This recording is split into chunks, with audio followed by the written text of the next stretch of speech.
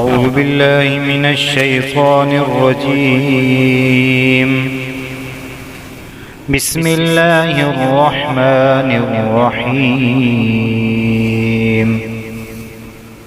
تبت يدا أبي لهب وتب، ما أغنى عنه ماله وما كسب، سيصلى نارا ذات لهب وامرأته حمالة الحطب في جيدها حبل من مسد.